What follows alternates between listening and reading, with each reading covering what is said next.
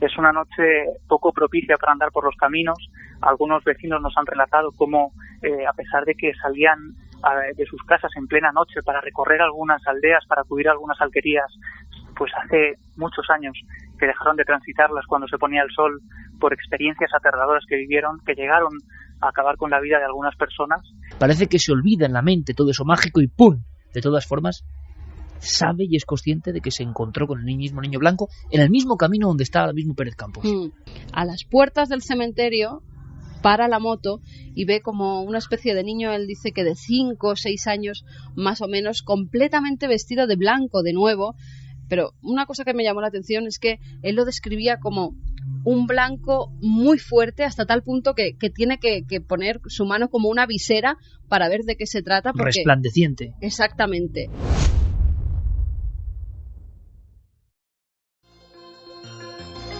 Milenio 3, en la cadena SER, con Iker Jiménez.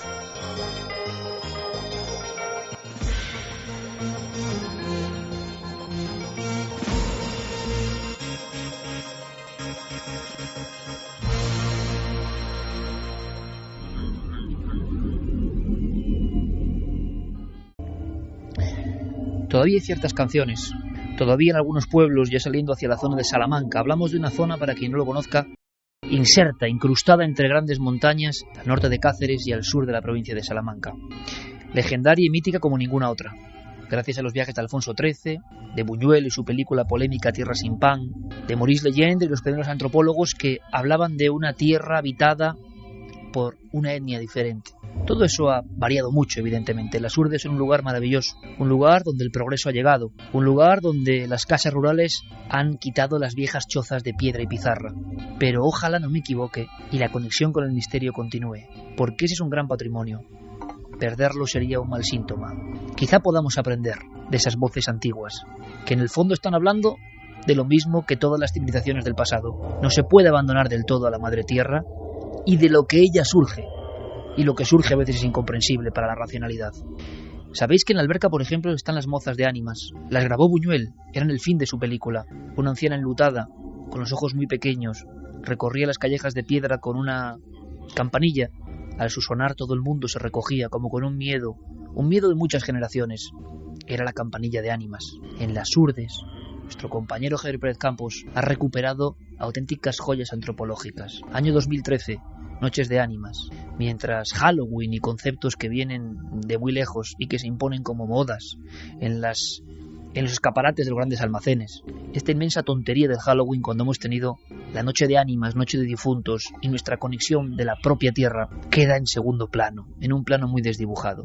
En noches límite, según la tradición, y por algo será, en noches en las cuales el mundo de los vivos, de lo que está físicamente vivo y de lo muerto pero vivo, se unen, están más cerca que nunca.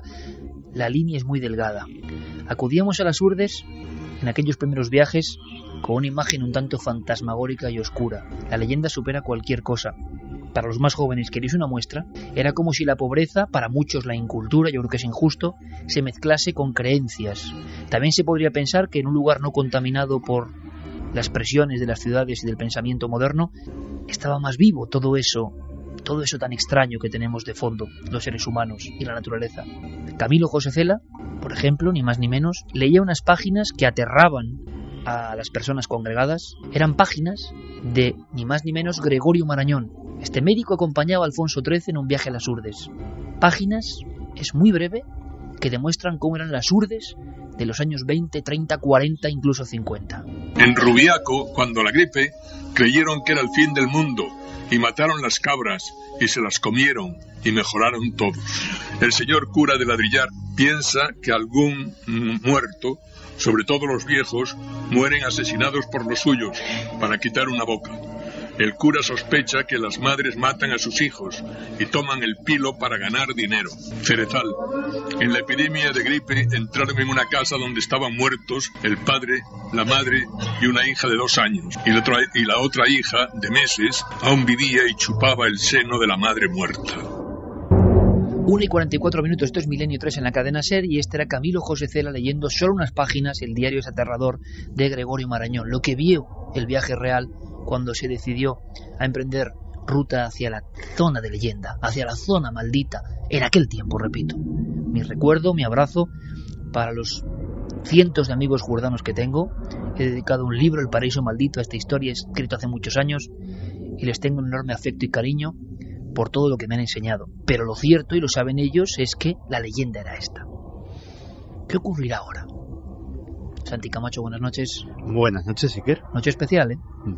Una noche especial, una noche de penumbra, una noche en la que los velos están medio levantados y en la que estamos en contacto no solamente con el lado invisible, sino con lugares mágicos, lugares donde, fíjate, hacías referencia a ese viaje de Alfonso XIII y de Gregorio Marañón y de su séquito. Era un momento en el que en España ya había carreteras, ya había automóviles, los trenes corrían veloces de arriba abajo, los telégrafos y la prensa traían ideas de todo el mundo, pero precisamente en ese lugar aislado todavía vivían en ese universo daimónico, todavía vivían las antiguas creencias, todavía se sentía ese estado especial de conciencia en el cual estás en contacto con otra cosa.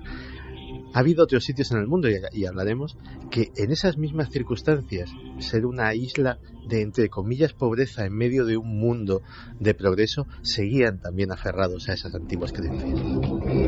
Con Fermín Agustí, como siempre, Noel Calero. Carmen, buenas noches. Buenas madrugadas. Tú has viajado mucho a las Urdes y también aflorarán recuerdos, sin duda, esta noche. Recuerdos, escenas, visiones.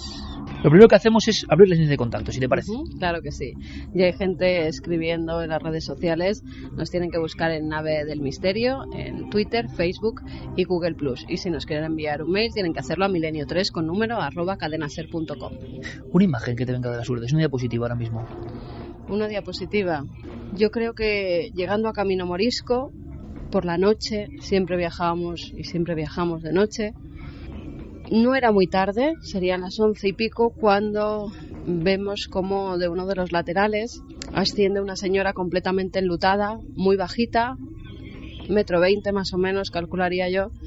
Parece que ha salido de la nada. Después de estar escuchando tantas historias como habíamos estado oyendo los días anteriores, fue una imagen que se me quedó clavada, porque eran muchos los que hablaban de gente anciana, pero los ancianos eran los más reticentes a contarte esas historias. Y yo decía, ¿qué hará esta anciana a las 11 de la noche saliendo de la nada, completamente enlutada y yendo hacia la nada? Porque el pueblo más cercano estaba todavía a unos kilómetros. Y pensé, ¿verdaderamente es una anciana de las Urdes o es una aparición? En aquel viaje hace 22 años, y hay una persona, he mencionado Lorenzo Grandes, que podría evidentemente ratificar lo que digo, íbamos asombrados. Llegamos hasta un pueblo que ha recorrido ahora Javi Pérez Campos en esta constante correa de transmisión que nos separa. Yo leía a Benítez, evidentemente, en la quinta columna, y contaba una serie de casos ocurridos con muertes después de encontrarse con una luz o una aparición. Eran palabras mayores. Y evidentemente, pues prácticamente 8 años después de que Benítez descubriese algunos casos, y a los meses o al mes de publicarlos, nos fuimos para allí. Y éramos dos reporteros, repito, muy jóvenes y muy ingenuos. Acabamos de cumplir prácticamente 18 años, recién sacado el carné. Ver aquel mundo que todavía existía, aquellos pueblos sin luz que todavía existían, aquellas casas de pizarra, prácticamente tal y como las habíamos visto en los viejos documentales, nos impresionó. La noche, por ejemplo, ahora en las Urdes, es impresionante. Pero os digo una cosa, la naturaleza, las sierras, el serpentear de las carreteras, los picos, las crestas, había algo tan feroz en todo eso, tan poderoso, tan enigmático, que era inolvidable. Aquella noche, y creo que no lo he contado nunca, aquella noche nos cerraron la fonda que había en Nuño Moral. No había muchos más sitios en las Urdes para dormir. ¿Os imagináis a Lorenzo y a mí, tan jóvenes, con la cabeza llena de historias que nos habían contado? Historias de sombras errantes, de figuras sin rostro, del demonio que se aparece, de espectros, de espíritus, de niños que vagan, como ha contado Carmen, de la nada hacia la nada. Con todo eso en la cabeza, no tenemos sitio para dormir. Yo iba con el coche de mi padre y Lorenzo a mi lado. Y dijimos, ¿dónde nos metemos? Sería esta hora más o menos. Vimos un camino, muy cerca de Aceitunilla, y nos metimos. Había un olivo y nos pusimos a medio dormir. La fantasía corría duramente en nuestras cabezas, evidentemente. A estas horas sería más o menos, con mucho cansancio, observamos que una figura, alguien embozado en una manta, está a mi lado junto a la ventanilla del conductor. El susto os lo podéis imaginar. Era un hombre con una especie de gorra, muy arrugado, era un ser humano, y con una especie de manta de pastor por encima. En ese momento nos asustamos, no sabíamos qué quería. Nos hablaba pero no le entendíamos. Yo tenía la ventanilla bajada un poquito y él metió los dedos para intentar abrirla. El nerviosismo en mi compañero y en mí fue enorme. Repito, teníamos 18 años, estábamos en una tierra para nosotros marcada por la leyenda. Era la primera noche, habíamos llegado de noche. Y entonces observamos cómo el hombre lo que quería es que nos fuésemos de allí a cualquier costa.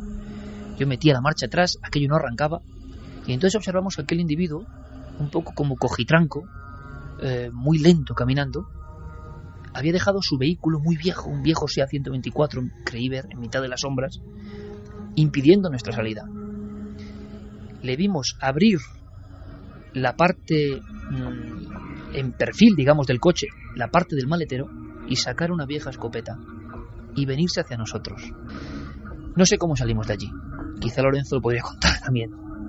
Lo que sé es que no sabíamos dónde dormir. El terror nos había dominado.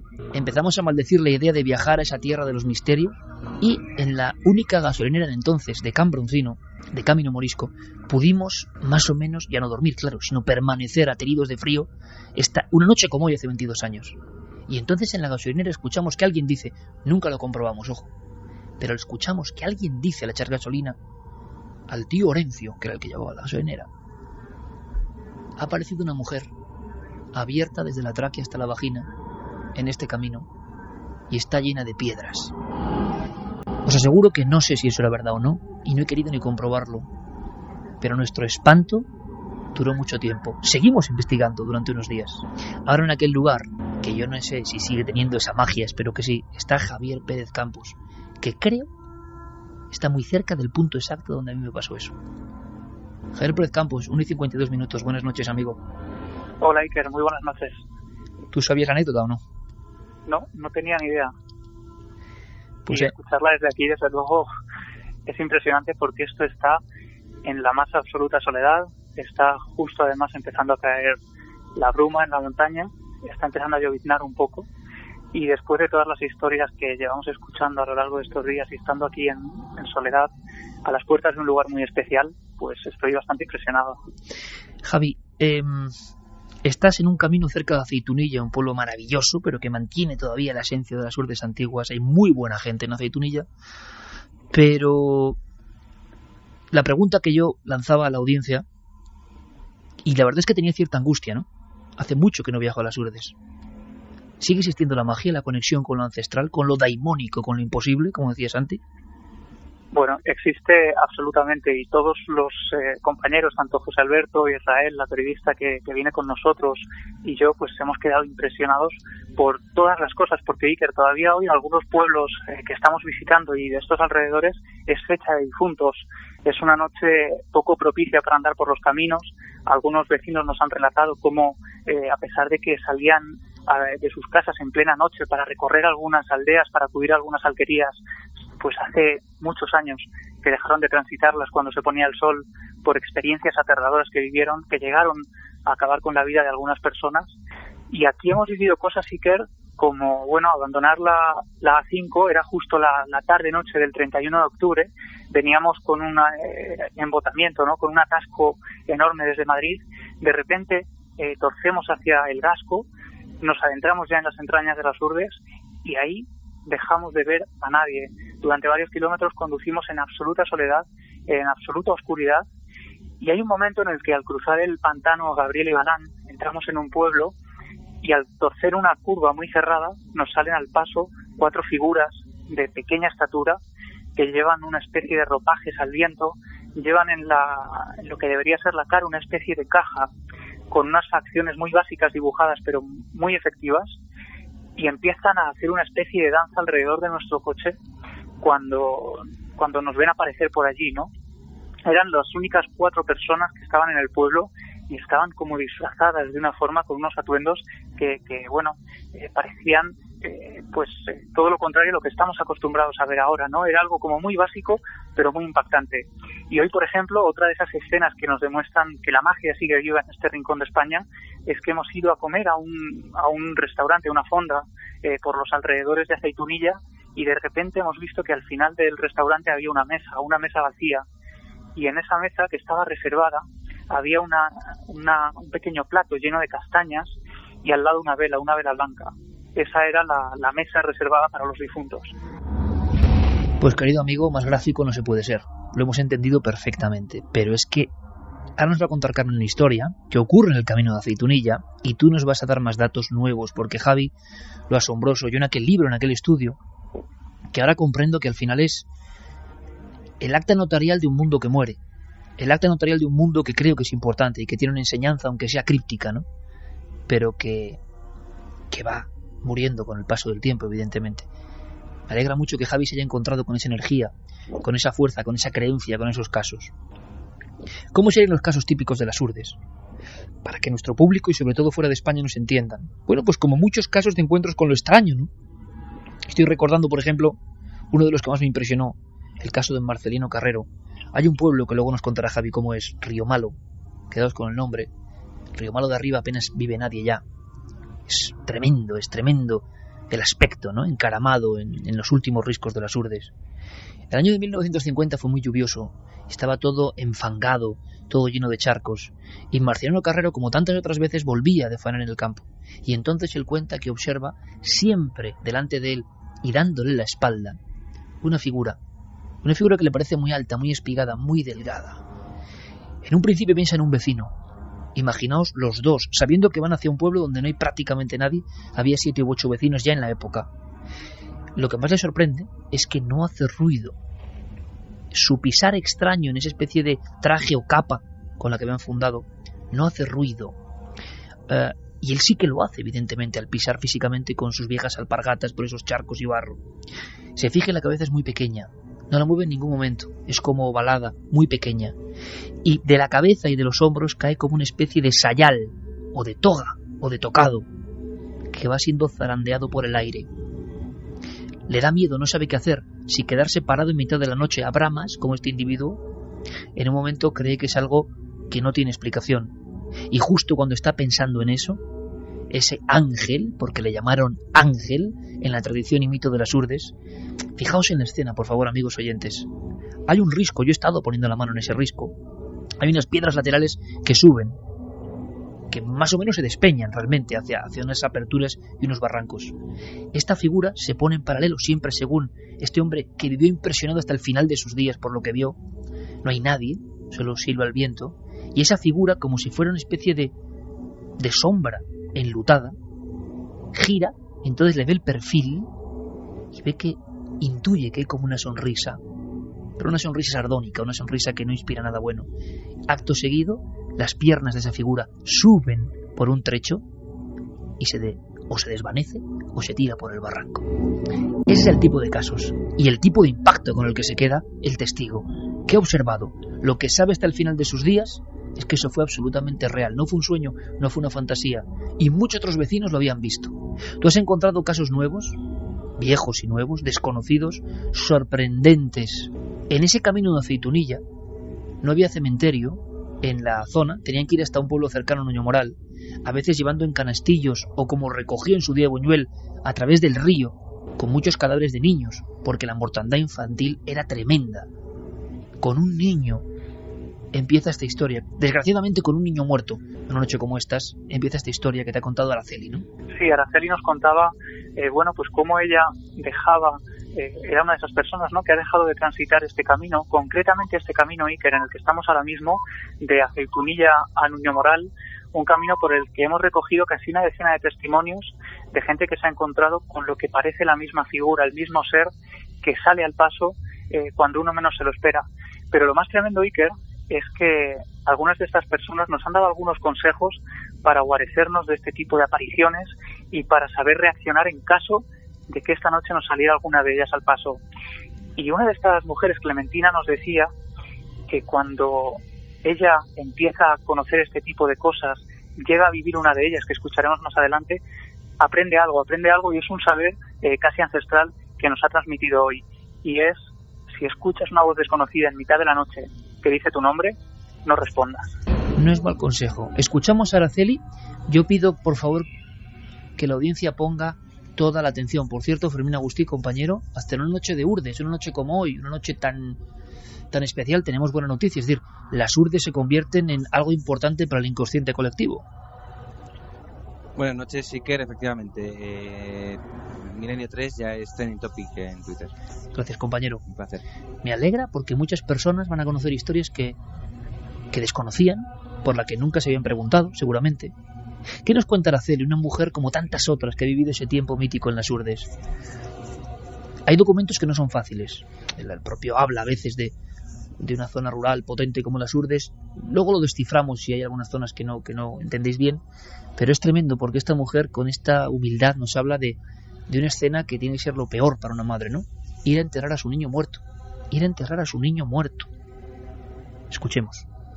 Yo había acabado de dar a luz y entonces tuve un niño que no me nació bien y lo fueron a enterrar a Niño Moral, que es donde había cementerio entonces, que aquí no había cementerio.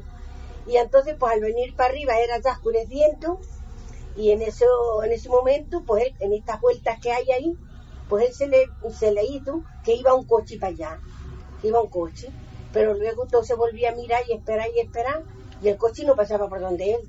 Y luego pues lo que vio cuando ya venía él por la carretera para la otra parte del río, de esta parte de frente, pues entonces vio que había como una cosa alta, negra, que digo que eso era el demonio, que no era cosa buena. Qué fuerza en la descripción, una cosa alta, negra. Siempre hay un prototipo, ¿no? Unas figuras que desde luego dejan muy claro, sea lo que sean, que no tienen nada que ver con nosotros los humanos. Bien sea por la altura, bien sea por la agilidad, bien sea por la expresión, comprendemos que tienen algo superior a nosotros. Eso genera miedo. No podía ser cosa buena. ¿Cómo acabó este lance, Javi?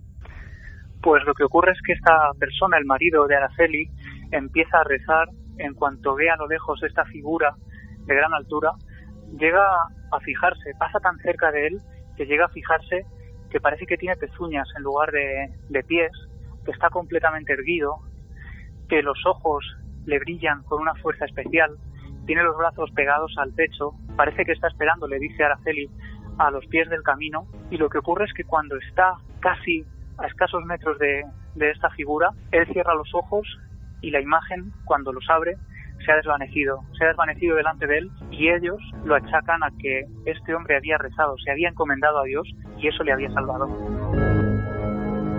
En el camino donde está Javier Pérez Campos ahora mismo a las 2:04, hay una historia que a mí me sorprendió mucho, por la cantidad de testigos, porque yo hablé con ellos, con nombres y apellidos. Había personas, recuerdo perfectamente a mi buen amigo Pedro en las Urdes, que había estado muchos años en Suiza, que había aprendido de la vida europea. Como buen jurdano, volvía a su tierra sin tierra, su tierra sufrida, porque es la tierra que ellos quieren, y con sus ahorros, pocos o muchos, quería vivir donde vivieron los suyos. Pero lo curioso es que ellos también se encontraban con el misterio. Daba igual el cambio. Es como si estuvieran de alguna forma conectados con la tierra y su misterio. Y es que en ese camino donde ahora mismo está Javier Pérez Campos, se habla de un personaje en concreto, de uno, el niño blanco. Contaba la historia de Pedro Martínez, pero también está la de Juan José Azabal y 10 amigos que lo acompañaban una noche de julio del año 87. Iban hacia Aceitunilla, volvían desde Nuño Moral, iban charlando por el camino tranquilamente hasta que escucharon una especie de silbido en un principio. Ese silbido se fue convirtiendo en un terrible grito. Se quedaron muy extrañados, pero siguieron caminando, cuando de repente escucharon un alarido y vieron que este salía de un pequeño matorral que había. Ya un poco mosqueados se acercaron y vieron una especie de figura blanca. Ellos lo describían en un principio como una tela que se balanceaba, una tela blanca. Se fueron acercando más para ver qué era, y describe perfectamente un ser de menos de 1 metro de estatura, al que no veían el rostro, porque esa especie de sotana blanca, como lo describieron, un sudario que tapaba su rostro, impedía que se le vieran las facciones. Eso sí, decía que tenía una cabeza desproporcionada, muy grande, unos brazos muy delgaditos, pegados, y que algo que les llamó la atención era que también ese niño tenía unos calcetines también blancos muy brillantes. No daban crédito a lo que estaban viendo, pero eran 11 testigos los que estaban contemplando esa aparición de lo que parecía ser un niño. Comenzaron a acelerar el paso y lo último que escucharon fue otro terrible alarido cuando ya se alejaban y solo veían esas vestiduras blancas moviéndose con el viento. Los ecos de esta aparición tan arquetípica, niño blanco, ¿siguen vivos, Javier? Sí, siguen vivos y los vecinos lo recuerdan muy bien. Como te digo, hay personas que decían que cuando llegaba la noche, aunque antes atravesaban estos parajes, estos lugares, pues ahora se quedaban en casa, no se atrevían a salir por este tipo de sucesos. Algunos hablaban también de que este niño se había aparecido como un preludio, ¿no? Como si estuviera avisando algo, y lo relacionaban también pues con la historia, siempre entre la leyenda y la realidad, de un niño que murió en este lugar, en este paraje, a manos de unos sacamantecas. Que luego contaremos en otro lugar con Israel Espino, la periodista que está haciendo una labor fenomenal rescatando nuevos casos en las Urdes, porque ella está en otro sitio. Y yo sé, me ha dicho Iker, yo de verdad que lo estoy pasando un poco mal, porque es lo que ocurre. No es lo mismo estar en estos lugares cuando uno ha hablado con decenas de personas que le han contado con la fuerza de la verdad, sea cual sea la naturaleza de lo que se aparece, con la fuerza de la verdad, y uno lo detecta cuando está solo cara a cara con los testigos. Cuando uno ha recopilado un montón de vivencias de este tipo, estar en los lugares es distinto. Parece que los propios lugares varían. Parece que nos quisieran decir algo en un idioma incomprensible. El caso de Pedro es otro de los importantes en torno al niño blanco. Alguien, como digo, que se marcha de las Urdes, se va al centro de Europa, a la zona más próspera de Europa, parece que se olvida en la mente todo eso mágico y ¡pum! De todas formas, sabe y es consciente de que se encontró con el mismo niño blanco en el mismo camino donde estaba ahora mismo Pérez Campos. Él volvía de dejar a su novia, volvía en su moto, era por la noche, y justo en el muro del cementerio ve una especie de luminaria, que una chispa, lo describía él. Cuando se va acercando, esa chispa parece que ha tomado forma, que se ha convertido en una persona. A las puertas del cementerio para la moto y ve como una especie de niño, él dice que de 5 o 6 años más o menos, completamente vestido de blanco de nuevo. Pero una cosa que me llamó la atención es que él lo describía como un blanco muy fuerte, hasta tal punto que tiene que poner su mano como una visera para ver de qué se trata. Resplandeciente. Exactamente. Una figura muy resplandeciente que le mira fijamente. Además, el testigo se queda con esa mirada de preguntando ¿qué hago yo aquí? Una mirada un poco ausente. No dice nada, no le habla nada, sigue mirándole, empieza a dar la vuelta al muro del cementerio y desaparece. Es entonces cuando a Pedro le entra el miedo, el pánico, no sabe lo que ha visto. Ese niño, ese ser ya no está allí. Él coge su moto y se va corriendo. Llega a casa de su abuela, en Aceitunilla, y su abuela, fíjate cómo son las tradiciones y cómo era la gente mayor y lo que creía en los espíritus, en las ánimas. Él llega a la vivienda de su abuela, va por un vaso de agua porque está muy alterado, y su abuela, cuando lo ve, antes de que él pueda hablar, le dice: no te preocupes, sin tú saberlo te eché el responso de San Antonio Bendito, que se aparece por estos caminos como la figura de un niño blanco. Es tu protector contra los espantos. Las protecciones, los ensalmos, los conjuros, las bendiciones, todo un mundo mítico que se ha mantenido vivo durante milenios, probablemente, durante muchos siglos por lo menos, y cuyos últimos resplandores o retazos comprendemos. Has conocido a otra de esas venerables ancianas de las Urdes, tía Clementina, que ella en sus carnes vivió otra experiencia, que no es única, que yo no sé qué tendrá que ver con el inconsciente colectivo, con las apariciones, con los arquetipos, con la conciencia profunda, pero lo cuentan con una fuerza que es tremendo, y es ir por un camino, no muy lejos donde tú estás, y no encontrarse con una figura, sino con dos en paralelo que aguardan, ¿no? Aguardan algo. Javi. Sí, ocurre justo también en esta carretera, por eso la hemos elegido, porque es un lugar pródigo en este tipo de sucesos y nos han dicho que era una de las donde más se habían producido este tipo de fenómenos. Tía Clementina nos relataba cómo viniendo por aquí, cuando esto aún no estaba asfaltado, cuando era un camino de tierra, de repente dice que a lo lejos ve algo flamígero, algo que tiene una luz tenue, pero que resplandece en medio de la noche. Ella viene desde Navalmoral y viene a la localidad de Aceitunilla. Y allí, poco a poco, ella se va acercando y tiene el presentimiento de que hay algo que no es normal, de que hay algo que es casi demoníaco, dice ella, y empieza a rezar también. Pero cuando se va acercando, se da cuenta de que esas dos llamas, lo que parecían dos llamas de fuego, en realidad son dos humanoides, dos figuras que están uno a cada lado de la carretera.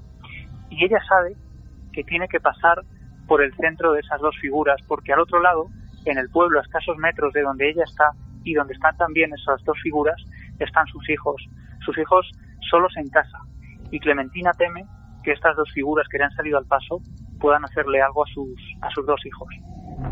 Las dos figuras que esperan a ambos lados del camino. He escuchado en lugares muy diversos esta misma descripción, incluso en la zona de la Ribera de Navarra, una persona cerca del cementerio, estas mismas noches, dos figuras, sea lo que sean, paralelas, aguardando, que en la lejanía este testigo en concreto pensó que eran dos números de la Guardia Civil con sus capas antiguas en la noche, azotadas por la noche, y cuando piensa eso y se va aproximando, ellas dejan el hueco del centro, camino de tierra, no se mueven como dos torres, y cuando está ya demasiado cerca como para huir, siendo un hombre de honor, se da cuenta de que no tienen aspecto de guardias civiles precisamente, que son muy altos, y durante unos minutos interminables don Francisco caminará a 1 metro de él a la izquierda una de estas figuras, a otro metro a la derecha otra, y después, aterrorizado, quedará preso del miedo, acurrucado, un miedo como nunca había sentido, junto a una roca. Allí le despertó el día y contó siempre esa historia, vivió en sus carnes. ¿Qué son estas historias? Escuchemos a tía Clementina. No es sencillo, hay pasajes que no son sencillos, como estáis escuchando, pero hay que aguzar, ¿no?, los sentidos y poner el oído fino, porque ahí está la fuerza de personas con nombres y apellidos que cuentan cosas increíbles, ¿no? Ahí estaban las dos figuras esperando en el camino donde está nuestro compañero. Llegué al valle, ahí había un hombre ahí, yo tenía que pasar por ahí, y había un señor ahí, y otro aquí, pero aquello negreaba como los carbones de la lumbre, negreaba como un tizón, nada más se le veían cuatro ojos como 4 candiles, se veían los ojos y según le brillaban los ojos, según brilla ahora eso, brillaban los ojos de aquellos ojos así. Yo dije, Dios mío, ¿cómo yo pasaré por ahí? Yo dije, Dios mío, ¿cómo pasaré yo por ahí? Negreaba como el tizón, recordando al duende Tiznao, ¿no? Otro de los personajes míticos de las Urdes. Vamos a hacer una cosa, Javier, te dejamos emprender ruta, porque vas a ir a otro lugar que, si cabes, más tremendo. Es Cavaloria, es un pueblo abandonado completamente, como fueron Las Calabazas, como fue Valdelazor, como fue un sinfín, un rosario de pueblos donde la escuela se quedó sin alumnos, donde las pizarras todavía siguen, quizá con la última lección escrita, donde el tiempo ya se ha apoderado de todo y el silencio. Y sin embargo, en ese pueblo muerto, muchas historias demasiado vivas en la noche. ¿Tienes camino, compañero? Así que te aguardamos. Pues sí, casi lo agradezco, Iker, porque se empiezan a escuchar además pisadas campo adentro de algún animal que debe andar por aquí. Y ¿ahora mismo? Y bueno, ahora mismo. Desde hace unos minutos se escuchaban esas pisadas porque es un camino pedregoso, y se escuchaban las piedras muy fuerte, como si hubiera algún tipo de animal, no sé si quizá algún jabalí o alguna cabra. Espero que cabra no, por lo que has contado antes, vamos. Sí, bueno, ha sido muy impactante, porque hemos podido grabar también antes una gran cabra negra, y ha sido impresionante, porque bueno, al final muchos de estos casos siempre acaban relacionándose con el maligno, ¿no? Muchos creen que es el demonio, el mismo demonio el que se aparece por aquí. Las ánimas por un lado y por otra el demonio, la figura potente. Pero tú estás escuchando los pasos ahora mismo, Javi. Sí, ahora mismo no, ahora han parado. Bueno, si hay cualquier novedad al respecto, por favor, pues queremos escucharlo también, a ver qué puede ser, a ver si podemos identificarlo, ¿de acuerdo? Y Perfecto, yo estoy por aquí. Vale, y cuando puedas, sale raudo hacia ese nuevo punto de conexión en esta noche de ánimas, ¿te parece? Estupendo. Gracias, compañero. Acudiremos a otro lugar muy especial que os vamos a presentar, pero es un momento, 2:17, perfecto, para escuchar a nuestro público, ¿no? Pues sí, que es una nochecita tremenda la que estamos dando con estas historias. Eso es lo que nos dicen. Iris nos dice, no responderá el nombre cuando es de voz desconocida en México. Se dice que es la muerte y si respondes te va a llevar.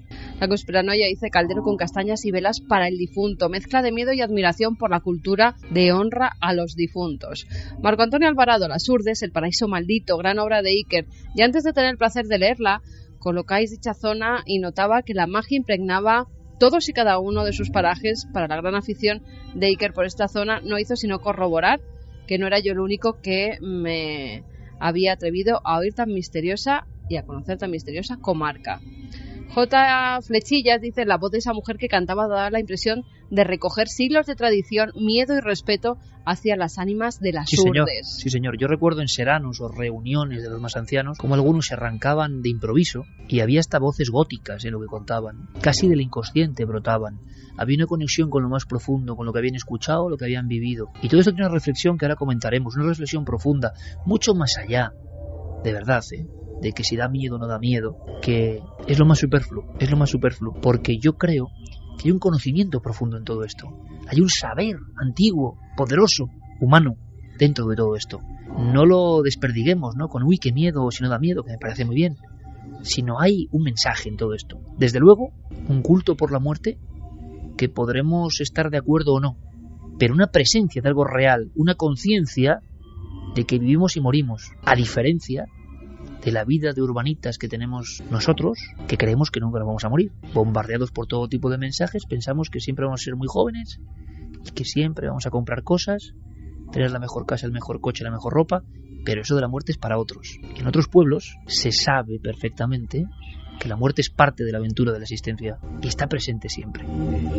Roberto Martín dice, como jurdano en la distancia os doy las gracias por emocionarme de nuevo al oír cómo tratáis a mi tierra. Siento el sabor de su miel sentado en mi curva de Arrolobos viendo el balcón de la casa de mis abuelos. Misterio, ancestros, pero especialmente buena, noble y gente de honor. Gracias. Indiscutible gente de honor, indiscutible. He conocido a personas admirables que me contaron un caso, lo mantuvieron y no volvieron a contar nunca, o que se fueron a la tumba con su palabra de hombría, hombres acostumbrados a épocas muy duras, a batirse en duelo contra las bestias del bosque a pecho descubierto, para la supervivencia o en historias terribles, y que sin embargo nunca habían sentido un miedo parecido al de encontrarse con el misterio.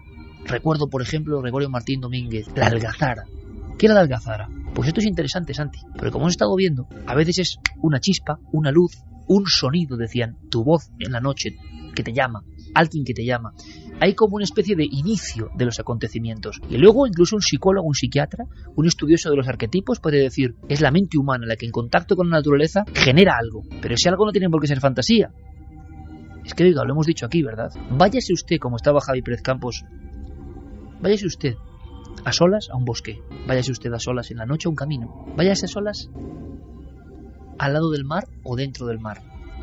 Y entonces todo lo que es usted y lo que se cree que es, se queda en nada. Porque la madre naturaleza muestra su fuerza. Vivimos de espaldas a la naturaleza. Cuando miramos la naturaleza, pasan cosas que consideramos increíbles, que no podemos creer ya en ellas. Pero ¿qué les pasa a las personas que viven en contacto con la naturaleza siempre? Como estas gentes de las urdes, que ven un espejo diferente, que no están desconectados. Lo interpretarán a su forma, pero están viéndolo. Por ejemplo, fijaos qué miedo por un lado y qué bonito por otro, ¿no? La descripción. Gregorio Martín Domínguez hablaba de una música. Me lo han contado decenas de veces. Antes de aparecerse alguna música. ¿Pero cómo era esa música? Y me decían, como varios instrumentos a la vez. No quiere decir que sea alguien tocando instrumentos a la vez, sino lo que llega al cerebro es como una sinfonía extraña que no se parece a nada.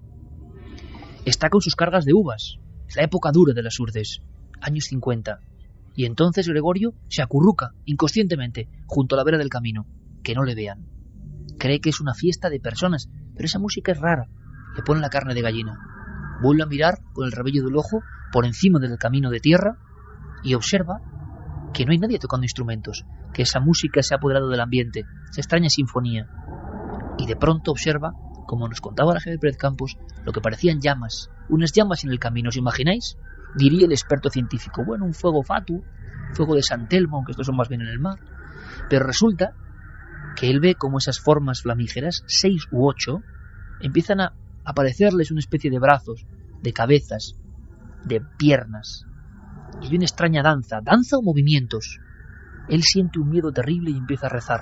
Empieza a clamar a las alturas porque cree que algo demoníaco, con esa música del infierno, ha venido a por él. Y entonces le ocurre lo peor. Se le cae uno de los sacos y él se precipita hacia el camino. Y él confiesa que cree que ha llegado su fin. Pero no ocurre eso. Resulta que, como si fuese una especie de ensoñación, aquello se va desvaneciendo y se queda impregnado en el aire hasta que desaparece como humo.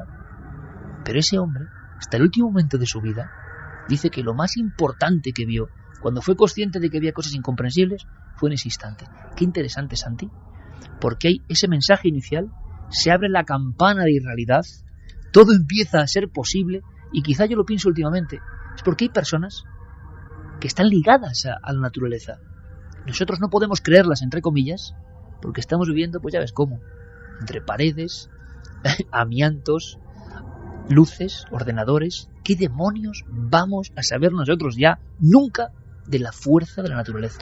Claro, y además hay no solo personas sino lugares como las Urdes, porque mira, en todas las zonas rurales del mundo hay leyendas que pasan de padres a hijos, historias más o menos truculentas, más o menos sobrenaturales, pero son historias. Lo que a las Urdes y a otros sitios que tradicionalmente han estado aislados les caracteriza es que no estamos hablando de historias legendarias que has oído en una noche en un campamento, en una noche en un fuego, en una reunión social. No, estamos hablando de historias con testigos que siguen vivas, que siguen sucediendo.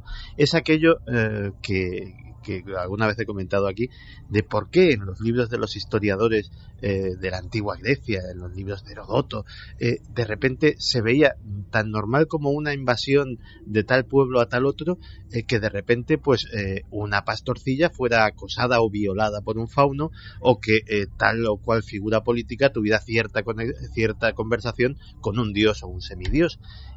Si creemos al historiador cuando decía que en aquella época primitiva los pueblos invadían a otros pueblos, había tales movimientos migratorios, tal rey sucedió a tal otro, ¿por qué esas anécdotas o esos otros actos que también los registran sus libros tienen que ser menos verdaderos, tienen que ser más inventados? Era otra realidad, la que imperaba en aquellos días y la que aún queda residual en determinados sitios. Fíjate, Santi, qué interesante tu clave, como siempre, ¿no? Otra realidad que es una parte de la realidad, compleja y plural, pero que nosotros ya no miramos. Hay una periodista, que es Israel Espino, que trabaja para el diario Hoy, que hace una labor magnífica y que se ha unido en esta investigación, aunque, como decíamos, Javi está en soledad, en ese punto de Aceitunilla, va hacia otro, y ella también, y creo que igual le estamos dando la noche, ¿no? Pero ella lleva ya muchos meses sacando historias, sobre todo de las Urdes, de toda Extremadura, un trabajo fantástico que yo recomiendo, repito, yo lo he leído en los blogs del diario Hoy. Lo recomendamos porque lo que hace falta es gente que siga esta tradición tan a contracorriente pero tan maravillosa de registrar todo este conocimiento real, esta otra realidad que dice Santi, que cuenta con nombres, apellidos y testigos. Ella fue con alguno de mis trabajos, me lo confesaba, pensando evidentemente en una transformación de leyendas. Le pasó como a mí, que de repente vio que las leyendas hablaban, tenían nombres, apellidos, hijos, muertes, fechas de defunción. Cerca de Cambroncino, no sé en qué punto exacto estará ahora nuestra amiga Israel. Buenas noches. Buenas noches, Iker. Estoy cerca de Cambroncino, en el barrio del Teso. ¿Estás en el barrio del Teso? Estoy en el barrio del Teso y estoy bastante impresionada, como decías. No es lo mismo que te cuenten las historias a la luz del día, que conocer gente que las ha vivido y estar aquí de noche. Bueno, es que además te compadezco en ese aspecto, Israel, porque el barrio del Teso es una especie de despoblado que hasta los años 70 creo que tuvo vida, que ciertos acontecimientos truculentos también ayudaron a su despoblación, se hablaba de brujería, pero si te parece empezamos porque estás en una zona que si tiene algo potente es que se cuenta un lance entre un hombre y una luminaria, que puede ser tomada como ánima, como figura extraña, lo que sea. En el año 17 alguien muere, hemos contado alguna vez esa historia. Lo asombroso es que tú sigues la pista, y esto me parece maravilloso, Israel, y vas a encontrar otras personas que fueron también mártires de lo insólito en esa misma región y quizá con las mismas luces. Efectivamente, bueno, como bien sabes, aquí es donde se apareció la famosa luz de Ribera Oveja. Exacto. De hecho, el barrio del Teso, donde me encuentro, si te lo describo un rato, está empezando también aquí a chispear. Quiero que cientos de miles de personas, Israel, sepan dónde estás. Haznos una fotografía, por favor. A ver, ahora mismo estoy en medio de un bosque rodeado de casas en ruinas. Son como 4 o 5 casas con los tejados caídos, los tejados de pizarra antiguo. Por las puertas se ve lo que era la antigua casa, incluso alguna chimenea. Ahora mismo, más que ver, intuyo lo que tengo alrededor, y te lo puedo contar porque lo sé. Mira, a mi izquierda tengo las luces, ya un poco lejanas, de Cambroncino y de la Iglesia de las Lástimas. A la derecha tengo justo el paraje por el que apareció la famosa luz de Ribera Oveja. Surge un camino que llega hasta Ribera Oveja y hay un río, un vado, donde transcurrió toda la historia esta que me comentabas, que ahora hablaremos. Y justo detrás de mí, todo bosque, tengo el pico de la Corterina, donde también sucedió en 1920 un suceso de lo más tenebroso. Es que el barrio del Teso, yo te puedo decir que es de lo que más me ha impresionado a mí de las Urdes. Tú recuerdas una vez, Carmen, con un aguacero impresionante.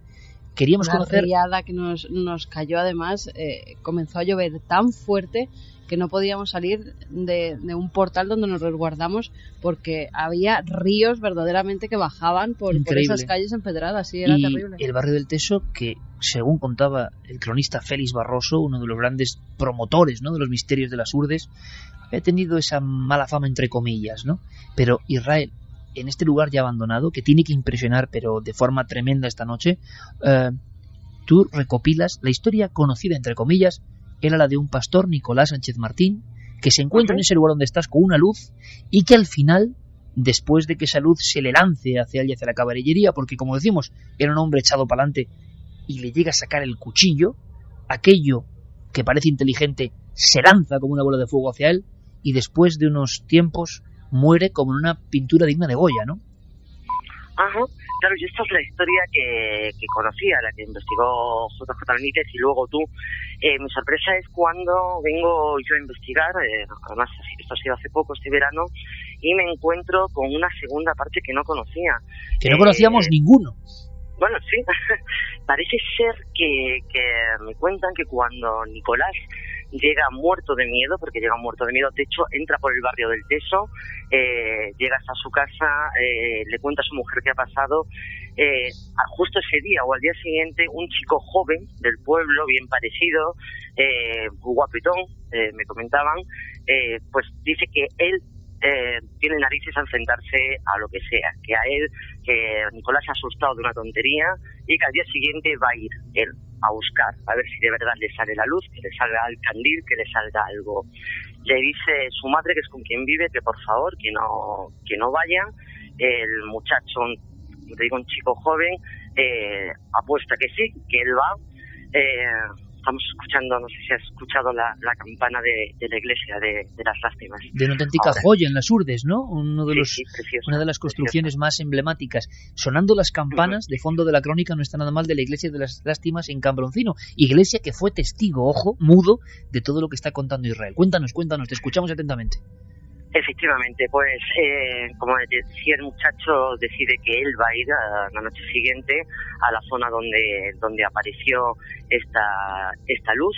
Efectivamente va y va con una escopeta cargada. Él le dice a todo el mundo que no tiene miedo porque su escopeta le va a proteger. Cuando llega dicen que directamente se le apareció la luz, se le echó encima y que cuando volvió al pueblo apenas podía decir que la escopeta no le funcionaba, que se le había encasquillado, que intentaba disparar y que no podía, traía la cara negra. Cuenta que estaba tan mal que lo tuvieron que llevar rápidamente a las calabazas y allí cuando le vio el médico le dijo: denle lo que quiera porque tiene la sangre hecha agua, es lo que me contaban, y no pasa de las 5 de la mañana. Y efectivamente cuentan que a las 5 de la mañana murió. En un pueblo que hoy no existe, 2 víctimas, ¿será posible por un fenómeno parecido? Vamos a escuchar a tía Clementina contando esa historia. La hemos comprendido perfectamente en toda su goyesca estructura, ¿no? El hombre que se atreve contra el misterio, la cara negra. En el caso de Nicolás Sánchez Martín, en el año 17, el primer caso, parece ser que incluso el médico de las Urdes de aquella época, Victoriano Sánchez Hoyos, le practicó los botones de fuego. Ese hombre se había quedado casi frigorizado. Ese hombre había perdido temperatura y era como una especie de muñeco de cera. Murió con extrañísimos dolores, oficialmente quizá por una neumonía complicada. Nadie supo. Lo que pasa es que hay documentos concretos. Lo sabrá de este caso, de esta historia. ¿Recuperará Israel esa historia si quedan algunos legajos en alguna tumba? Es asombroso. Escuchemos ahora en la voz del pueblo, en la voz que recordaba el eco de esa historia. Tiene mucha fuerza. Escuchamos. Y al pasar, él venía por el camino montado en la bestia, y la cosa esa luz, como una farola, un compañero hasta que lo vino y lo trajo al pueblo. Y llegó al pueblo y luego se metió para el pueblo, se metió para casa y le dije a la mujer: ¿pues qué te ha pasado? Pues vienes asustado. Vienes asustado y ¿qué es lo que te ha pasado? Y entonces llegó otro mozo allí, un mocetón bien guapísimo y fuerte y todo, y dice: ¡ay! Sois unos cobardes. Mañana voy a casa de Palomero. Y llevo una escopeta puesta encima de la pared, si hay, pues apostó la muerte.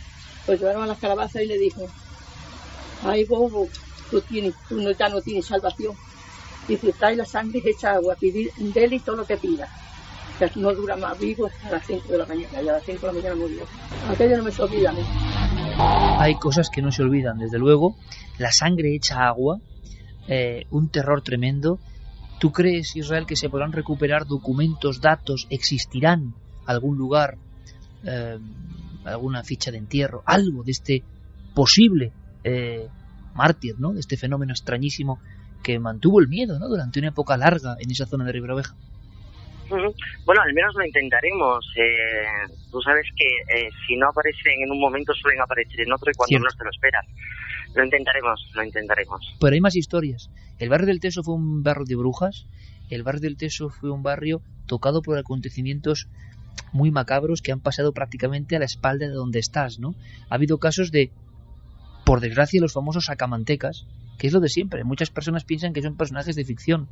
Yo lo digo muchas veces: oiga, sacamantecas existió. El hombre del saco existió. En Almería, ni más ni menos, nombres y apellidos y miles de legajos de información.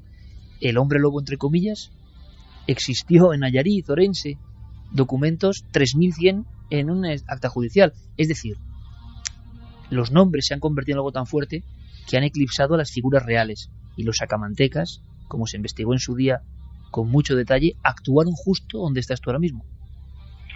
Efectivamente, y además estoy justo a los pies, como te decía, rodeada de bosques, a los pies del pico de la Corderina, de un pico que dio nombre a uno de los crímenes más horribles de la década de los años 20 aquí en España. Fue precisamente en 1920, al comenzar la década, concretamente el 22 de septiembre, cuando una pastorcilla, se llamaba Francisca Sánchez, tenía 12 años, y iba acompañada de otro pastor, también de cabras, pues se encuentran pastoreando cuando se acerca un señor y les dice que bueno, que les da un trozo de pan. Fíjate tú también un trozo de pan.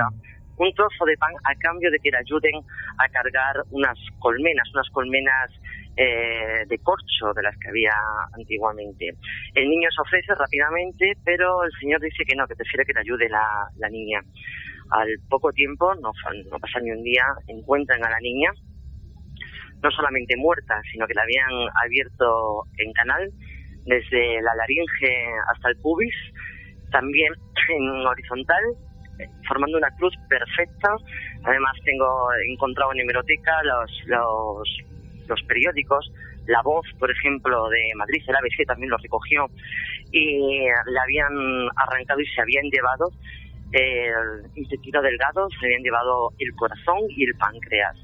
No solamente eso, sino que a 2 metros de donde aparece la criatura encuentran una jícara de porcelana con restos todavía de sangre. La habían punzado en el cuello y de allí habían vertido directamente la sangre en la jícara, en el pequeño vaso de porcelana, y se lo habían bebido. La habían dejado allí. A las 2:37 en Milenio 3, en la cadena SER, yo creo que cientos de miles de amigos han sentido la misma parálisis que hemos notado nosotros al contarlo Israel también, y al estar viendo esa escena, decíamos goyesca, de pintura negra, ocurrido en un lugar que luego atrajo la mala fama, ¿no? Y la sensación, como a veces pasa, de estigma en un sitio donde pasan los crímenes. No conocía tanto detalle concreto de auténtico vampirismo en los años 20, vampirismo ritual, vampirismo o para cuestiones mágicas o para sanar a otro, como suele ocurrir en estos casos tan tremendos, y que ocurría en las Urdes, que es lo que faltaba, en aquellas Urdes donde por un pedazo de pan, tierra sin pan, dijo Buñuel, se acababa en crimen horrendo. Hay una cosa que nos interesa, Israel, y es que tú acudes a las Urdes, tú has peinado Extremadura buscando un montón de leyendas, de antropología, de misterio, y te sorprende de inmediato lo que te encuentras, ¿no? Es como un vergel lleno de historias sorprendentes, lleno de apariciones, y que se concentra incluso en estas noches. Para el periodista, yo creo que es algo fabuloso e inesperado, ¿no? Fíjate que yo, Iker, soy extremeña, adoro mi tierra, es una tierra muy rica, como tú sabes, en tradiciones, pero yo sinceramente pensaba, yo había leído tu libro, y yo pensaba que eso se había perdido. Yo pensaba que hacía ya años que tú lo habías escrito, que JJ Benítez anduvo por aquí. Yo pensaba que todo eso ya se había perdido, ya no estaba. Y cuando me planto aquí, sin conocer a nadie, yo no venía, pues mira, hablar con esa persona o con aquella otra, no. Empecé a pasearme por los pueblos, a hablar con la gente, y me quedé blanca realmente del montón de historias, porque no son leyendas. Es que yo investigo las leyendas, pero lo que me encontré aquí es que no es leyenda, es historia, pasó antes de ayer, le ha pasado a la gente que me lo está contando. Por ejemplo, a mí me dejó impresionadísima Clementina, que la habíamos escuchado antes. Cuando yo me la encuentro la primera vez en una parada de autobús, yo iba detrás de una aparición del diablo, que me interesaba mucho, de otro señor que la había visto, que además había encontrado en tu libro. Le pregunté por ella y ella me dijo que no conocía esa historia, que no conocía a ese señor. Llevamos un rato hablando y pensé para mí, bueno, claro, no puedo tener tanta suerte, es normal. Entonces se queda Clementina callada, me mira y dice, yo, señora, lo que le puedo contar es cuando yo me encontré con el diablo. Esto es muy de las Urdes, ¿eh?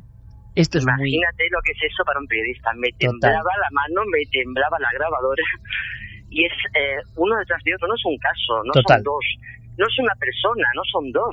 Es en cualquier pueblo que vayas, a poquito que investigues un poco, te encuentras una maravilla antropológica, te encuentras un tesoro, te encuentras la magia que sigue aquí viva. Y yo te digo, la leyenda convertida en historia. ¿Cómo me gusta, Israel? Vive la leyenda. Claro, escucharte con ese entusiasmo, porque muchos colegas lo que pasa es que no se meten a investigar, que no se van a preguntar, y entonces piensan desde la lejanía, como nos puede pasar con otros temas. Tú lo has vivido, y la pregunta, y hecha en el barrio del Teso a estas horas de la noche, ¿qué se estará viendo, no? Porque yo, cuando escucho estos testimonios, es que siento que hay una verdad, siento que me están contando algo absolutamente real. Imagino que la pregunta te lo has hecho también tú. Muchas veces. No sé qué es, no tengo ni idea, pero sé que la gente no me miente. Yo sé que la gente no me miente. Además, incluso puede mentirte una persona. Puede ser, puede gustarle mentir, puede que se le vaya la cabeza. No te pueden mentir 10 personas el mismo día. Y no te pueden mentir, además tú los estás mirando a los ojos, los estás viendo. Tú sabes que hay algo. Y el problema que por eso a mí ahora mismo me da respeto estar aquí en medio del bosque, en el barrio del Teso, entre casas abandonadas, es que llegas a la conclusión de que realmente hay algo y que no sabes qué es, pero que lo hay. Israel, que espero que hagamos muchísimas cosas en esta nave del misterio, que nos encanta encontrar periodistas con ese entusiasmo y esa ilusión por descubrir y sin ningún tapujo, ¿no? Zambulléndose en el misterio. Seguimos en contacto y desde luego si esta noche ocurre cualquier cosa, seguimos en línea directa de alguna forma. Gracias, amiga, muchísimas gracias, hasta la próxima. Un saludo. Luego el ejemplo de cuando alguien se decide a lanzarse es el misterio. Quien la abraza y entiende que está tocando un material impresionante. Material, por ejemplo, es una aparición que a mí me encanta. En esta noche de ánimas, de alguna forma, continúan, son días muy especiales, ¿no? Con mucho sentimiento. Una de las historias que me impresionó por la sonoridad del término es cuando alguien, si no recuerdo mal, en el pueblo del Cerezal, me dijo: eso son cosas de aquellos. Y yo digo: ¿de qué aquellos? ¿A quién se refiere con los otros? Y me dijo una palabra que nunca he olvidado: cortejo de gente de muerte. En Nuño Moral, en el año 35, hubo un caso de cortejo de gente de muerte. Una señora, se llamaba Martina Gracia. Ella estaba muy malita, estaba enferma. Al lado de su casa, la gente comienza a oír una especie de cabalgadura. Un caballo que se acerca, rebotando las herraduras en el suelo. Los mozos que estaban cerca preguntan: ¿quién va? ¿Quién va? Era lo normal. Nadie contesta, con lo cual se asustan un poco. Podían ser ladrones, podría ser mala gente que se acercaba hasta la vivienda. Vuelven a repetir: ¿quién va? Y en la oscuridad empiezan a ver un caballo en el que iban montadas dos figuras. Cuando se acercan para ver de quién se trata, se quedan pálidos, mudos, porque ven que es gente muy extraña. Se van acercando más, ven que su pelo es negro y lacio, que la cara es muy blanca, que las manos que cogen las riendas son largas y huesudas y que llevan una especie de faldón que tapa sus piernas. No saben qué hacer, no saben qué decir. Esas dos figuras comienzan a alejarse, pasan por un puente y de repente ven como tanto el caballo como las figuras se esfuman. Era el cortejo de gente de muerte. Venían a buscar a la persona enferma, que ya era difunta. Historias parecidas muchas, con nombres. Teresa Iglesia Rubio, lo he notado de mi propio libro, escrito ya hace, repito, 15 años, parece mentira. María Cruz Vizcaya, Consuelo Rubio Remigio, Juan Rubio, Rosa Remigio, en el Asegur, un pueblo que Buñuel llamó Tortuga, porque parecían caparazones de tortuga emergiendo de la propia montaña. En el Asegur, en los años 60, Juan y Rosa están regando su poquina, como dicen ellos, tierra, que han conseguido después de años de esfuerzo. Y escuchan, y esto es curioso, un nombre que viene desde la noche, que viene desde el bosque, que viene desde el lugar de lo innombrable. Juan, Juan, Juan. Claro, les da mucho miedo, son dos, marido y mujer, se esconden. Me lo contaba la mujer a mí en un serano en el Asegur, en el año 1995. Se esconden y entonces ven una especie de luces o globos que estallan. Fijaos, Santi, en las descripciones, ¿no? ¿Qué esconderá esto? Luces o globos que estallan en el camino. Ellos están escondidos y entonces ven una especie de figura idéntica a la que ha contado Carmen. Parece un joven herido, alguien moribundo. Va con una especie de babero largo o batín y arrastra las piernas. ¿Qué descripción? Me decía la mujer. Parecía alguien con las piernas de acero, con las piernas metálicas. Allí se quedó el mito del hombre con chancas de acero. ¿Qué significará esto, Santi? Esa es la pregunta más extraña, más imposible de resolver. ¿Qué significará esto?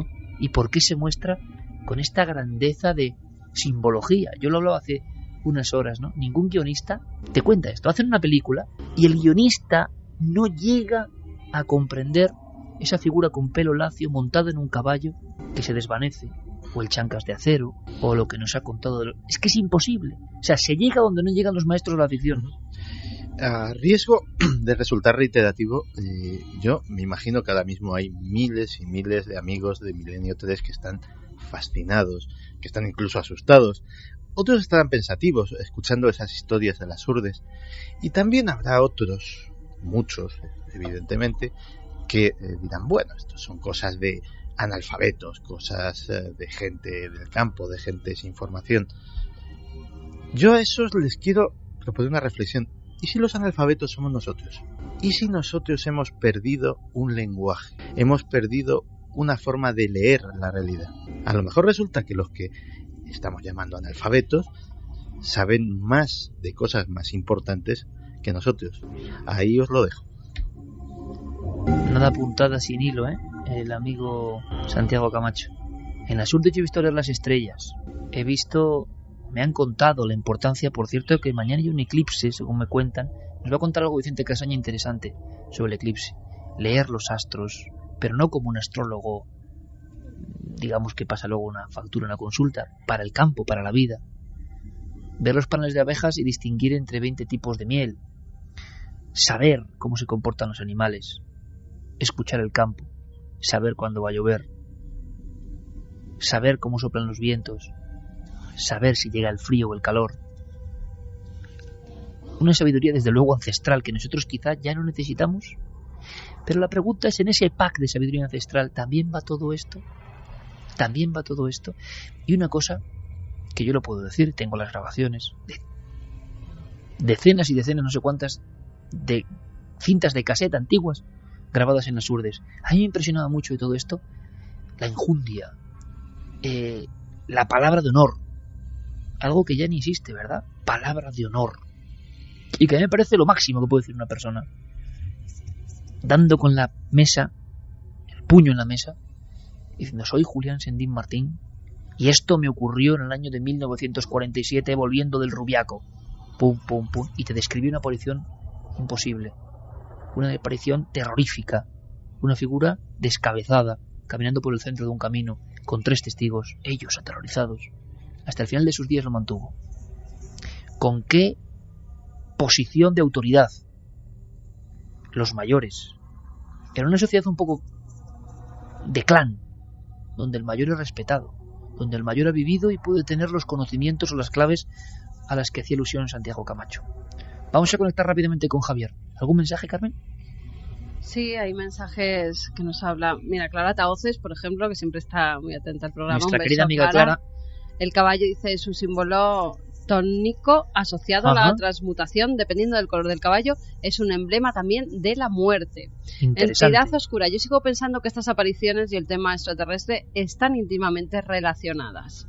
Alfonso Rubio, cortejo de gente de muerte. Esta frase asusta tanto o más que lo que representa. Por cierto, había uno de los tantos casos, en la zona del Carabusino, en las urdes más del norte, las más tremendas, ¿no?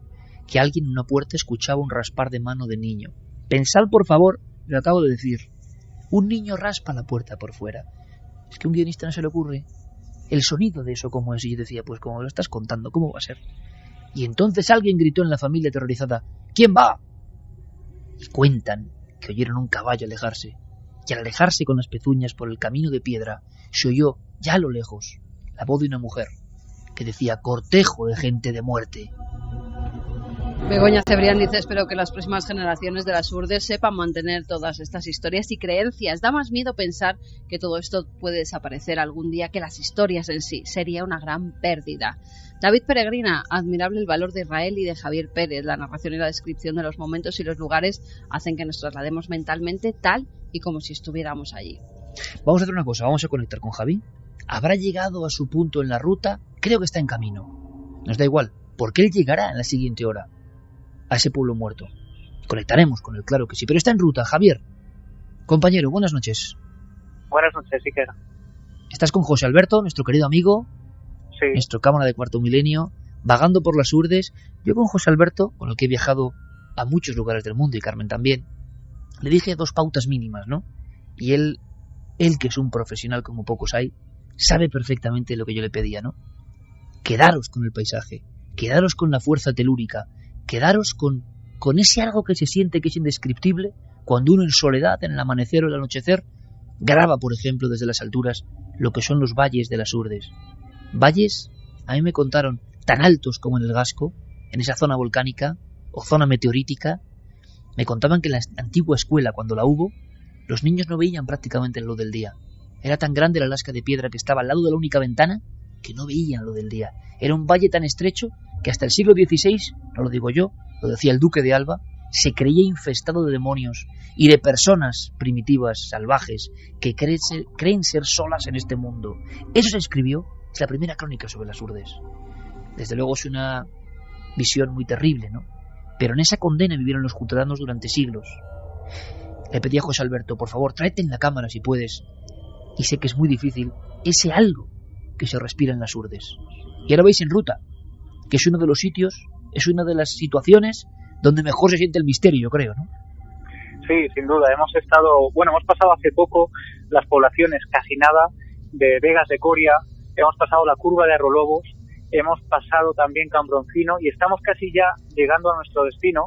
Pero ha habido momentos, Iker, en este viaje que es cierto, le hicimos caso a esas pautas de viajar, por ejemplo, con música mágica, ¿no? Con música como Lisa Gerrard, como Dead Can Dance, y desde luego uno mira con otros ojos estos paisajes. Ha habido momentos también en que teníamos que parar el coche en cualquier lugar casi, apearnos y mirar el paisaje, dedicarnos a mirar el paisaje y grabar esas imágenes que desde luego no estamos acostumbrados a ver con absoluta facilidad, ¿no? En la capital, por ejemplo. Habéis encontrado un montón de testimonios, Javi. Permíteme que simplemente suelte en la noche, no más porque merece la pena, el tío Cristino, ni más ni menos, hablando de otro tío, como le llamaban, porque allí hay personas de alguna forma, se dice así desde tiempo inmemorial, ¿no? El tío del bronce, o tío de bronce. La historia, varias apariciones de una figura que aparece, por ejemplo, hay un testigo, luego contaremos su historia, Javi, que se ahorca, otro que se tira por un barranco, incapaces de vivir con la pesadilla de que han visto algo que parece demoníaco. ¿Y cómo lo describían a ese tío del bronce? Escuchamos a tío Cristino rompiendo la noche, un testimonio que viene desde los años 50 y que llega a Milenio 3 de esta forma. Que estaba haciendo carbón de noche y llega con la carbonera prendida y estaba un poquito retirado de la carbonera y llega un hombre alto, negro, y se le sienta al otro lado de la carbonera. Y el hombre pues se asustó y decía, él no se movía y decía, ¿y cuándo te irás ahí? ¿Y cuándo te irás? ¿Cuándo te irás? Y el tío que no se iba, se asustó y tuvo que dejar la carbonera allí y escaparse para casa y se puso enfermo. Y uno de los testigos del tío del bronce, porque parecía como un soldado de una guerra antigua, se tiró por un barranco. Ha habido muchos casos, Javi, ¿no? Por desgracia hay que decirlo, donde los testigos, en los lugares que está recorriendo, no han aguantado la presión de ese lance con el misterio y luego han puesto fin a sus días de la forma más dramática, ¿no? Sí, en el caso del tío Picholas, él se lanza al vacío tiempo después de esa vivencia que le deja tan marcado que a los pocos minutos, a las pocas horas de encontrarse con ese tío del bronce, él llega a su casa, se mete en la cama y lo pasa francamente mal. Incluso hablan de que vomitaba sangre, de que estaba sangre y de que, enfermó gravemente.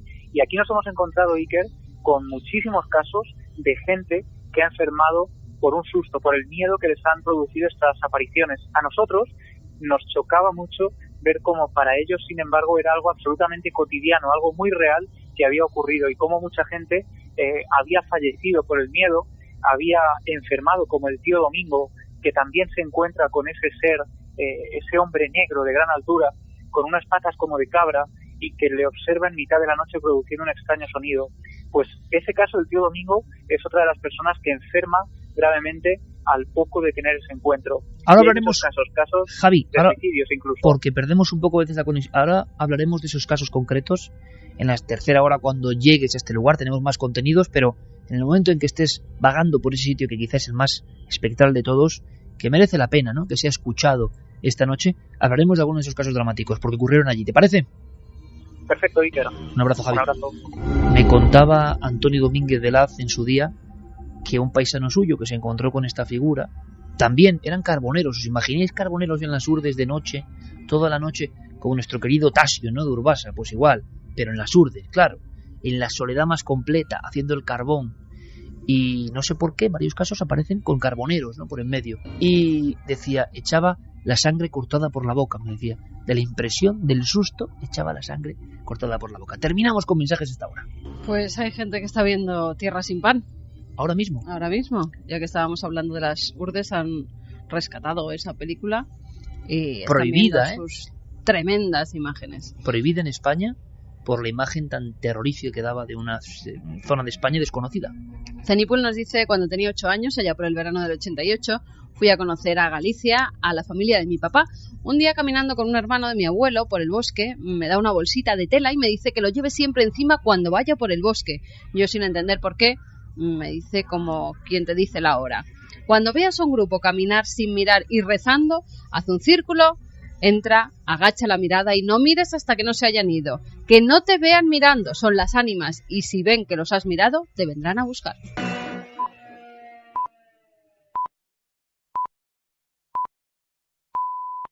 Quizá esta hora, Noel, 3:28,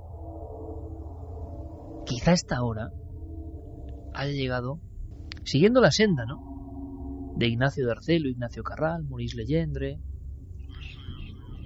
Ferrés, Salinas, Juan Antonio Pérez Mateos, tantos viajeros jordanos que no creo que hayan estado de noche en el sitio donde está Javi, seguro, porque hablábamos de un pueblo muerto.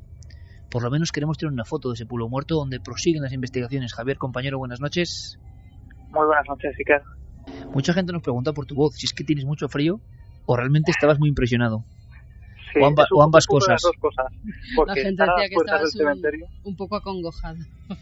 Sí. Bueno, vosotros me conocéis y sabéis que sí, hay lugares que me impresionan y no me avergüenza reconocerlo. ¿Cómo debe ser? De ese camino entre ese cementerio de Aceitunilla y un Nuño Moral, donde nos llevan días diciendo no se os ocurre ir allí, no se os ocurre ir allí, pues imaginaos estar allí en esta noche, además tan cerca de la noche de difuntos. ¿Has sabido algo de los pasos, de la alimaña que rondaba? Pues hemos estado, José Alberto y yo, indagando por la zona, hemos subido a la parte donde escuchábamos los pasos y bueno, no hemos visto ningún animal, pero sí hemos visto que hay casitas por ahí cerca con algunas, pues unos patios, digamos, y puede ser pues que hubiera por allí algún tipo de animal. Es lo más normal, ¿no? ¿Estás en Cavaloria? Sí, estoy en Cavaloria, en el pueblo muerto, al lado, al pasar, nada más pasar Río Malo de abajo y al lado del río que escuchamos a lo lejos. Y te puedo decir que además ayer estuvimos en el pueblo de Río Malo de arriba, que está a varios kilómetros de aquí, y hubo una historia que me dejó muy sorprendido, que me dejó sobrecogido, porque dicen que allí en ese pueblo solo habitan 3 personas, solo hay 3 habitantes, y el resto del pueblo está también abandonado, prácticamente. Y allí nos decían que ese pueblo, que Río Malo, había recibido ese nombre precisamente porque pertenecía a 2 hermanos que se habían peleado por el agua del río, porque no había otro agua por allí, y habían terminado envenenando el agua hasta matarse el uno al otro. Esta historia yo no la conocía, pero claro, encaja perfectamente con la toponimia, ¿no? Con el nombre. Hay Río Malo de abajo y Río Malo de arriba, y el Río Malo de arriba es como un lugar donde yo recuerdo, cuando lo conocí en su día, pasaba el camión de la carne cada semana. Otro mundo, ¿no? Muy aislado, muy aislado. Y donde estás ahora es un lugar, como tantos otros, por ciertas circunstancias, que se quedó sin nadie, no otras personas, sin un alma. Y parece que solo el misterio, las apariciones o cosas similares rondan por ese lugar, ¿no? Sí, ni un alma, porque hace décadas el pueblo tuvo que ser abandonado por miedo a que al construir el pantano de Gabriel y Galán, pues el pueblo pudiera quedar anegado por el agua del embalse, y precisamente por eso lo abandonan. Y ahora está en completa soledad, las ruinas, solo quedan las ruinas de las casuchas hechas de piedra y de pizarra. Está todo lleno de escombros y es un lugar que también impresiona precisamente por la soledad de la zona, aunque se encuentra más cerca de una urbe, que es ese Río Malo de abajo. Es un sitio, como digo, completamente abandonado, con las casas que solo conservan la estructura, las raíces de los árboles se meten entre medias de las ventanas. Y justo aquí, Iker, ocurre también una de esas historias que hablábamos antes de muertes, pues a causa del misterio, ¿no? En este caso la víctima fue Pelayo Crisótomo. En el año 77 aparece una especie de vendaval, una fuerza, él dice que le teletransporta prácticamente, que le arrastra desde el pueblo de Las Herías hasta este lugar, hasta el lugar donde me encuentro ahora mismo. Y es una fuerza descomunal y misteriosa porque solo él se siente, bueno, es arrastrado por ella. Y al final, Iker, después de que este hombre, de que Pelayo viviera esta experiencia, le marcó tanto que a los 2 días acabó quitándose la vida colgándose de un puente. El aspecto desolado, el lugar remoto y las historias que fluyen y continúan. De momento vosotros no os habéis topado con el misterio directamente, ¿no? A nivel de luminarias, de sonidos, solo de testimonios. De momento, que queda mucha noche, ¿no? Sí, de momento solo hemos recogido testimonios, pero desde luego, Iker, yo me he llevado una enorme sorpresa al ver que eran decenas de ellos que fluían de forma absolutamente natural. Es cierto que, por ejemplo, en Río Malo de Arriba nos encontramos cierta cerrazón a hablar de estas cosas. Nos reconocían que habían oído historias de fantasmas, que las conocían perfectamente, pero no querían hablar de ellas. Y bueno, Israel nos contaba cómo ella misma le habían dicho que hablar de estas cosas era casi como invocarlas, y por eso algunos preferían optar por el silencio cuando se les preguntaba por ellas. Hablar de estas cosas a veces es invocarlas. Pues buena noche, Javier Pérez Campos. Que la noche jordana daimónica os ofrezca sorpresas y que nos las podáis contar. Un abrazo muy grande. Muchísimas gracias. Seguiremos por aquí indagando y grabando para Cuarto Milenio. Un abrazo fuerte a todos.